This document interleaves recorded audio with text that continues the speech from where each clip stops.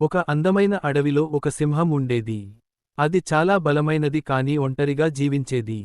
అదే అడవిలో ఒక చిన్న కోడి ఉండేది. కోడి చాలా భయపడే స్వభావం కలిగి ఉండేది. ఒక రోజు కోడి ఆహారం కోసం అడవిలో తిరుగుతూ ఉండగా అకస్మాత్తుగా సింహాన్ని చూసింది. కోడి చాలా భయపడి పారిపోవడానికి ప్రయత్నించింది. కానీ సింహం దాన్ని ఆపి, "నువ్వు ఎందుకు భయపడుతున్నావు? నేను నీకు ఏమీ చేయను" అని చెప్పింది. కోడి ఆశ్చర్యపోయింది. కొంచెం ధైర్యం తెచ్చుకుని సింహంతో మాట్లాడింది. అలా రోజులు గడుస్తుండగా వాళ్ళిద్దరూ మంచి స్నేహితులయ్యారు. సింహం కోడిని కాపాడేది. కోడి సింహానికి ఆహారం దొరకడంలో సహాయం చేసేది.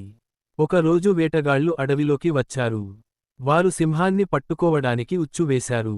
ఆ ఉచ్చులో సింహం చిక్కుకుంది. సింహం ఎంత ప్రయత్నించినా బయటపడలేకపోయింది.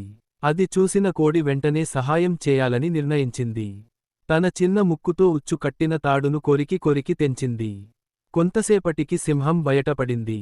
సింహం చాలా సంతోషపడి, "నీ చిన్న సహాయం నా ప్రాణాన్ని కాపాడింది" అని కోడికి కృతజ్ఞతలు తెలిపింది.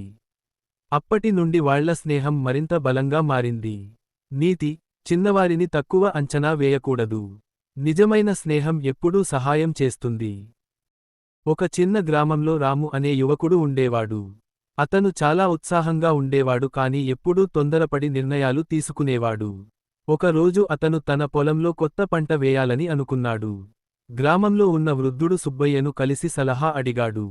సుబ్బయ్య నెమ్మదిగా మాట్లాడుతూ, "రాము, తొందరపడకుండా ముందు నేల పరిస్థితిని చూసి, సరైన కాలంలో పంట వేయాలి" అని చెప్పాడు. కానీ రాము ఆ మాటలను పట్టించుకోకుండా వెంటనే పంట వేశాడు. కొన్ని రోజుల తరువాత భారీ వర్షాలు వచ్చాయి. రాము వేసిన పంట పూర్తిగా నాశనం అయింది.